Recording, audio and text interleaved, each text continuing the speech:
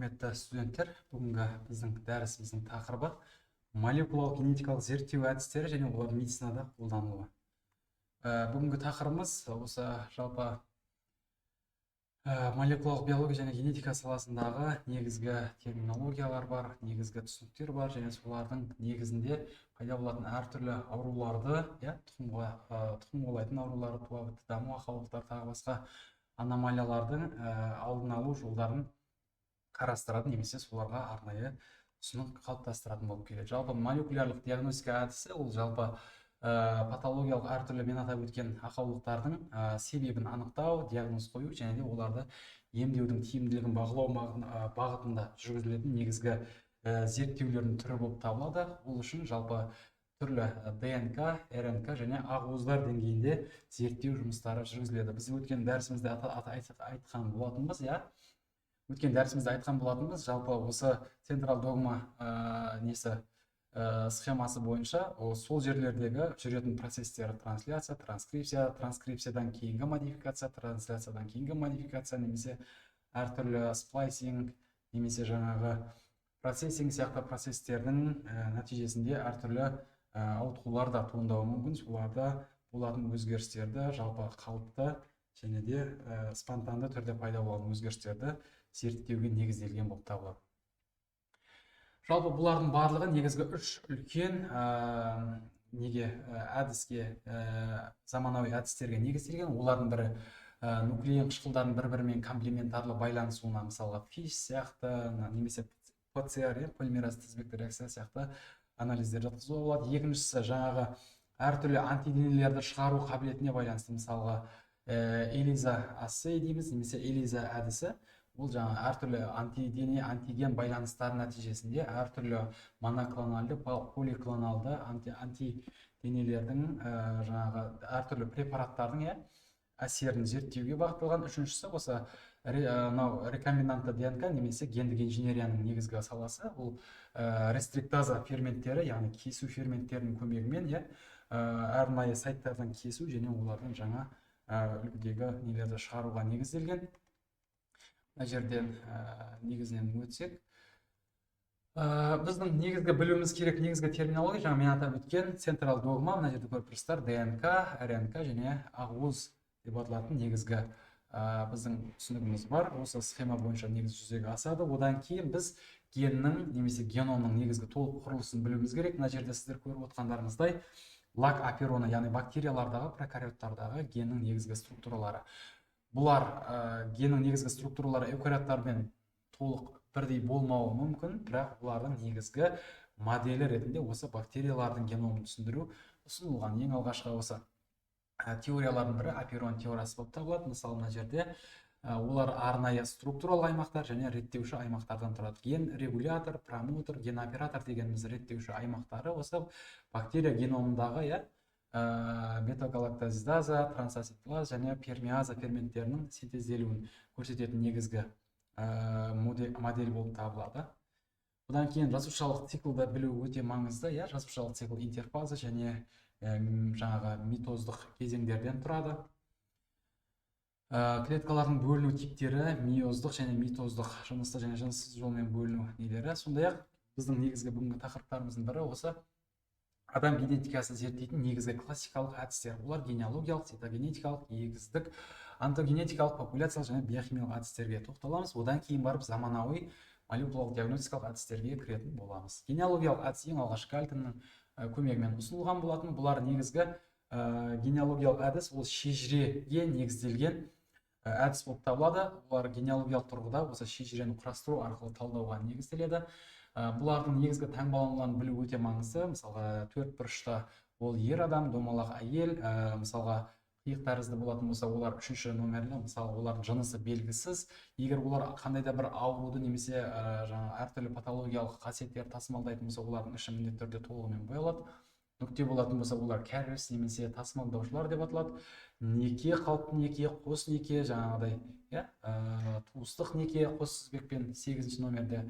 Одан кейін олардың жаңағы сипстар дейміз, жаңағы ағайынды бауырлары, балалары, олар негізгі буын ұрпақтары, бірінші буын ұрпақ ата, одан кейін оның баласы, немересі деген сияқты, олар жаңа рим цифрымен белгіленсе, олардың бауырлары сипстар дейміз. Бірінші, екінші, үшінші деп олар осы арнайы араб цифрларымен белгіленеді. Монозиготалы, дизиготалы жұмыртқалы егіздерді осылай көруге болады. Мына жерде мысал ретінде қойдым. Мысалға бұл осы Виктория королеваның негізі гемофилия ауруы бойынша оның әулетінің сызылған шежіре ағашының суретін көруге болады. Бұл жерде оларда гемофилия ауруы өзі менделдік тұқым қуалайтын аурулардың типіне жатады. Олардың ішінде олар рецессивті түрде формада болады. Бұл рецессивті аурулардың негізгі ерекшеліктері бұлар алғашқы буында олар өзін жарыққа шығармайды, доминанттылардың әсерінен өзінің әсерін көрсете алмайды, бірақ олар тасымалдаушы ретінде олар ұрпақ аттау арқылы ауыратын болып табылады. Мына жерде көріп тұрғандарыңыздай, осы Виктория әулетінде оның шежіре ағашында гемофилия ауруымен тек қана ер адамдар ауырады, ал әйелдер оның тасымалдаушы болып табылады.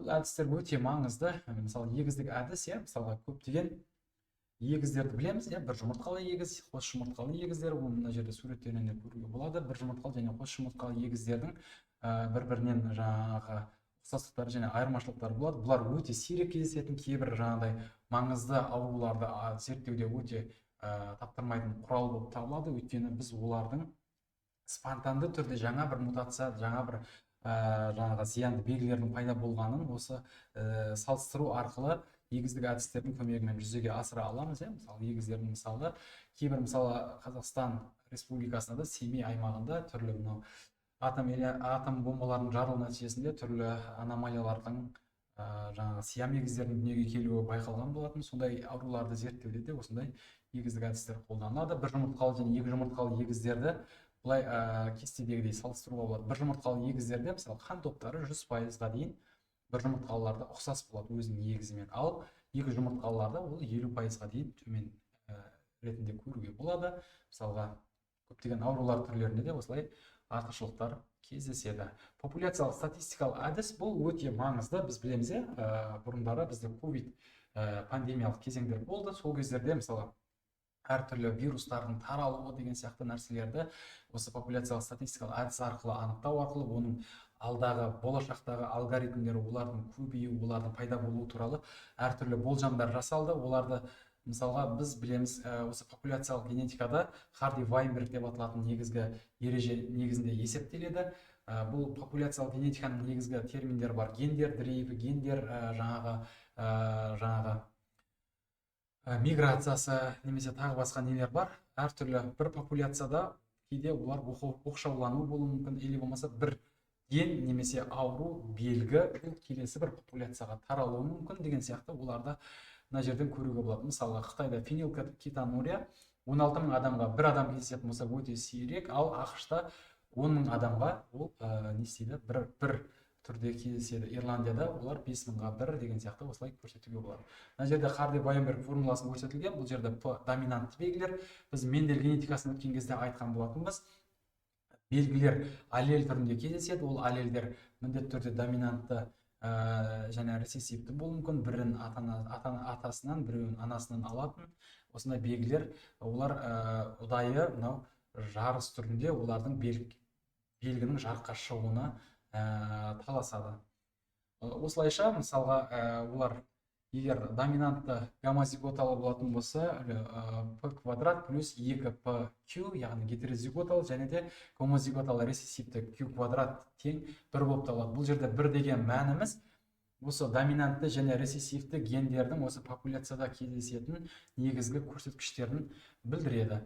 Мына жерде біз мысал ретінде АБО деп аталатын әртүрлі қан топтар бар. Мен қан топ жүйесі, АБО қан топ жүйесі деген сияқты мысал ретінде мына жерде негізгі изоляцияланған кейбір ұлттардан мысалында көрсетілген. Мысалға, қан тобының көрілуі. Бірінші қан тобы дейміз, ол америкалық индейцтерде 98,5%-ға дейін бірінші қан тобы кездеседі, және басқа қан топтарының кездесуі бұларда өте сирек болады. То есть америкалық индейцтердің елінде, олардың тұратын жерінде, мысал ретінде, логиканы қосатын болсақ, сіз екінші, үшінші, төртінші деп атайсыз кестеге қарап, ондай үшінші және төртінші қан топтағы адамдардың қанын мұқтаж болған жағдайда іздеу сізге өте қиындық тудыруы мүмкін. Неліктен? Өйткені ол жерде тұратын популяцияда қан топтарының кездесуі бірінші және екінші қан топтары көбірек кездеседі. Әсіресе мына 98,5% бірінші қан тобы болып табылады. Бұндай мәселелерді, бұндай аурудың нелерін зерттеу өте маңызды болып табылады.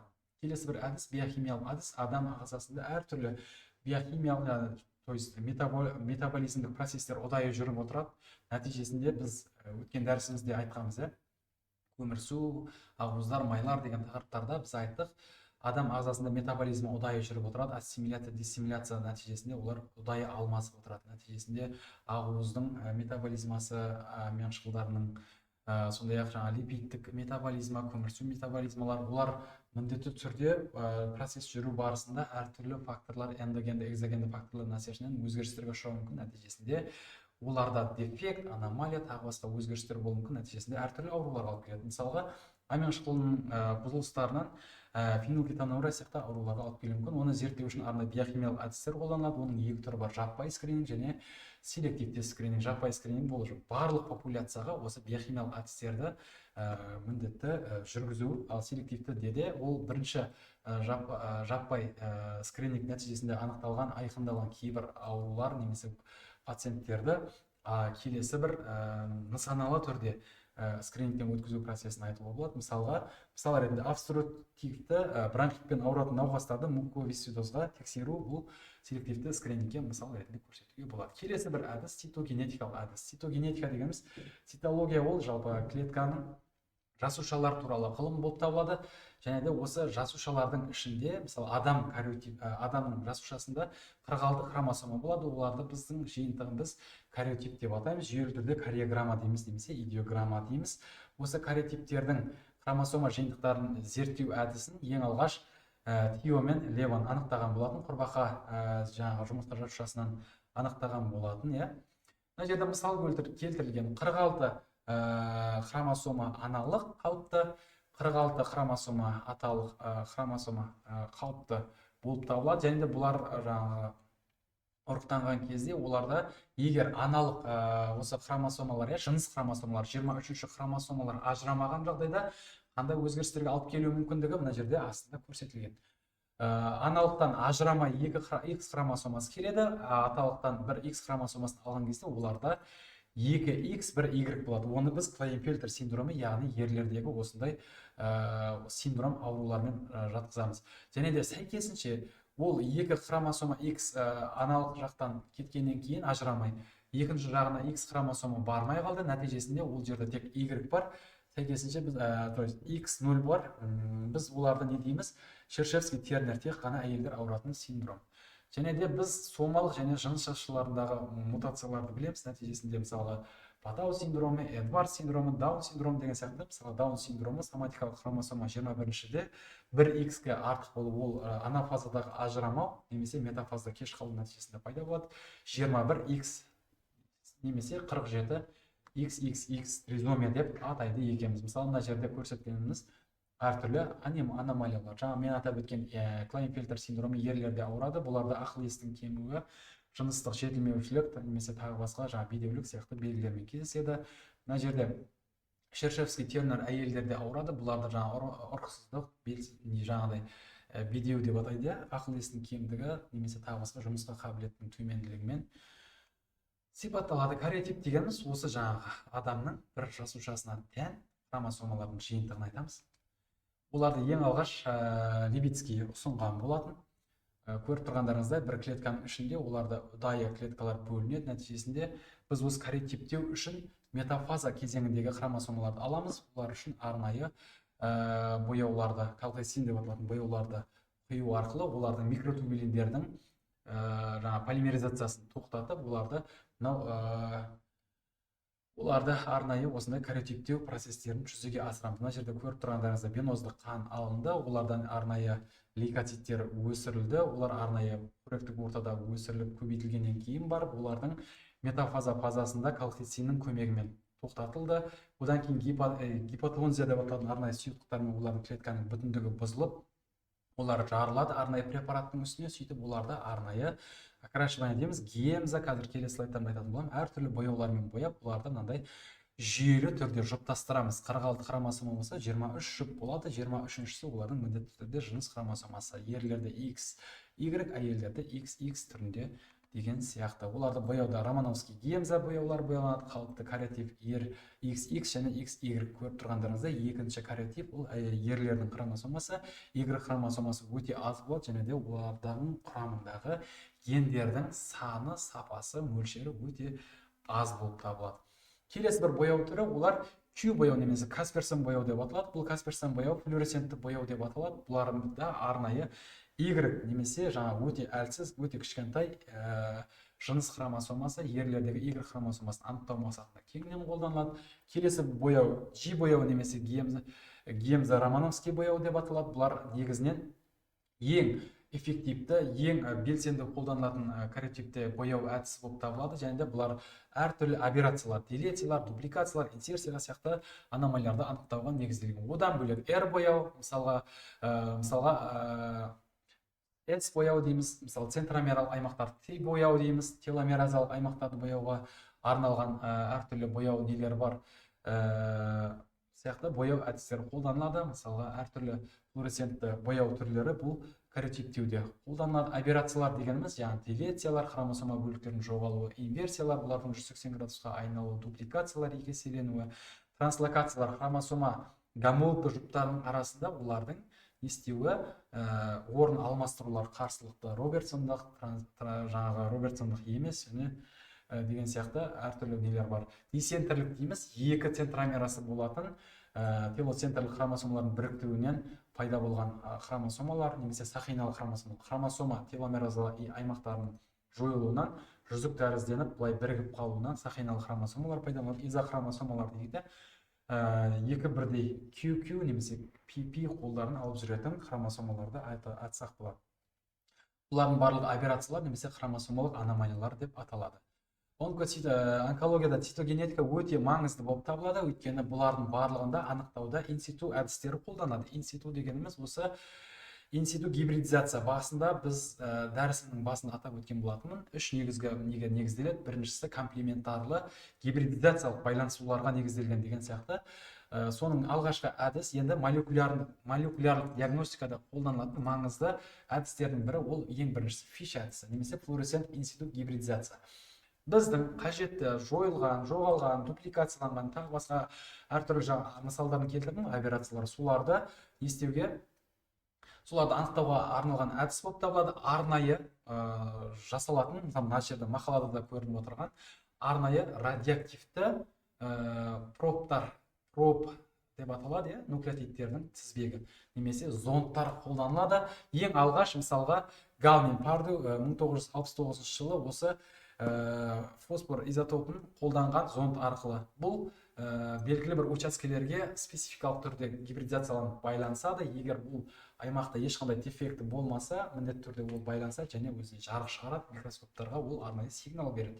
Егер ол жерде мысалға келтіретін болсақ, делеция болған болса, ол біз жіберген изотоптармен, жарық нелермен зондтарымыз келеді, ол жерге байланыса алмайды, сәйкесінше олар жойылып кеткен кезде мына жерден ешқандай жарық көрмейміз. Демек, бұл жерде спецификалық түрде мына бір локуста хромосоманың P қолында немесе Q қолында мына бір аймағында не бар, қандай да бір аномалия бар, яғни ол қандай аномалия? Делеция деген сияқты тоқтамға келеміз. Мына әдісте, мысалы, хромосомалар, олар арнайы хромосомалар не істейді, денатурацияланып ажырайды, оған арнайы синтезделген, синтетикалық тұрғыда синтезделген нелер, зондтар немесе нелер байланысады. Мына жерде де көріп отырсыз, флуоресцентті меткалармен болады. Мына жерде қалыпты клетка және патологиялық, онкологиялық клеткаларда көріп отырғандарыңыздай. Егер патологиялық клеткаларда олар арнайы делециялар, әртүрлі операцияларға ұшырауы мүмкін, сол үшін олардың жарықтарының несі экспрессиясы әлсіз болады. Оларды біз әртүрлі қатерлі онкологиялық ісіктерді немесе тағы басқа көптеген ауруларда қолданамыз. Келесі бір алтын голден стандарт ол ПЦР әдісі, полимеразы тізбекті реакция. Ол негізінен бұл да инвитро жасушадан тыс зерттелетін әдістердің бірі болып табылады. Оны ең алғаш Кери Мюллис деп аталатын ағылшын ғалымы, америкалық ғалым ойлап тапқан болатын. Неліктен? Өйткені термоакватикс деп аталатын ДНК полимераза, яғни арнайы қайнар суларда, ыстық суларда өмір сүретін арнайы бактериялардан осындай полимераза энзимін бөліп алады. Соның нәтижесінде сол кезден бастап 1993 жылы Керри Мюллиске Нобель сыйлығы береді. ПЦР диагностикасы қазіргі таңда көптеген салада, көптеген ауруларды емдеуде өте мықты диагностикалық әдіс болып табылады. Негізгі үш кезеңнен тұрады: денатурация, аннейлинг ажырау және де элонгация, олардың тізбектердің ұзауы. Денатурацияда біздің қалып ДНК-мыз, қажетті ДНК-мыз тізбектері белгілі бір дәрежеде ажырайды. Одан кейін барып, мысалы 80-90 градуста мысалы оларды денатурациялаймыз, ажырайды. Одан кейін аннейлинг 56 градусқа қайтадан түсірген кезде оған арнайы праймерлер, біз басында айтқан болатынбыз, полимеразалар олар нөлден синтездей алмайды, сол үшін оларға арнайы праймерлер керек. Сол праймерлерді, синтетикалық праймерлерді жалғаймыз. Одан кейін барып элонгация кезеңінде полимераза бұл тізбектерді ұзартады. Нәтижесінде бірнеше 40-36 көптеген цикл нәтижесінде бір геннің миллиондаған копияларын алуға мүмкіншілік беретін әдіс. Мысалы мына жерде оның анықтау әдісінде, мысалы real-time ПЦР, нақты уақыттағы ПЦР әдістері. Келесі секвендеу. Ең алғаш бұлардың қазіргі бірнеше поколениялар бар. Ескі Максам Гильберт, Сенгер әдістері, олар ескі секвендеу әдістері болып табылады. Яғни нуклеотидтердің тізбектерін оқу әдістері болып табылады. Мына жерде көріп тұрғандарыңыздай, олардың first generation дейді, алғашқы нәсіл, екінші generation, екінші нәсіл және third generation. Бірінші және екінші нәсілдер олар нуклеотидтердің тізбегін оқу шеңбері, мүмкіншіліктері өте кішкентай және тар болып табылады. Оларды қысқа оқу секвенациясы деп атайды. Ал соңғы қазіргі таңда біз білетін биопасифик немесе Оксфорд нанопор сияқты методикаларда олар оқу шеңбері өте үлкен, сәйкесінше көптеген геномды оқуға мүмкіншілік береді. Көптеген әдістері бар, олар көптеген ауруларды анықтауға мүмкіншілік береді. Мына жерде де көріп отырғанымыздай, секвенация нәтижесінде көптеген онкологиялық маркерлерді, тағы басқа көптеген ауруларды анықтауға, олардың диагностикасын жасауға мүмкіншілік береді. Келесі микроаррей немесе микрочипирование деп аталатын әдіс. Бұл жерде бір микрочипке мыңдаған, миллиондаған геннің нелерін зерттеуге мүмкіншілік беретін әдіс болып табылады. Қарапайым кішкентай ғана чипте олардың копияларын оқуға мүмкіншілік береді. Яғни бұлар диагностика үшін көптеген салаларда кеңінен қолданылады. Енді қараңыздар, мына жерде ПЦР әдісі бар, ескі классикалық әдіс, микрочиптеу, микроаррей және секвендеу. Олардың арасындағы сенімділігі бойынша ең жоғары мысалы секвендеу. Бағасы бойынша ең төмені ПЦР болып табылады, бірақ дәлдік жағынан секвендеу әрине жоғары. Өнімділік жағынан микрочиптеу өте жоғары, өйткені миллионға дейінгі нелерді бір чиптің негізінде оқуға мүмкіншілік береді. Секвендеудің өзін біз полно экзомный, полно геномный деп бөлеміз, соған байланысты біз оларды анықтай аламыз. Талдаудың қарапайымдылығына қарағанда, мысалға, секвендеу төмен ПЦР-ларда жоғары болып табылады, ал микрочиптерде орташа болып табылады. Құрметті студенттер, бүгінгі молекулалық диагностикалық әдіс тақырыбындағы дәрісіміз осымен соңына жетті. Бұл молекулалық биология және медициналық генетика пәнімен байланысты көптеген түрлі тұқым қуалайтын аурулар, түрлі аномалиялар, олардың барлығы жалпы белгілі бір диагностикалық зерттеулерді, оларды анықтауды, оларға диагноз қоюды, оларға болжам жасауды және де оларға генетикалық консультация, кеңес беруді алдына мақсат етіп қояды. Осы бағытта олар жұмыс жасап келе жатыр. Қазір эволюциялық тұрғыда бұл әдістер де жетілді деп айтуға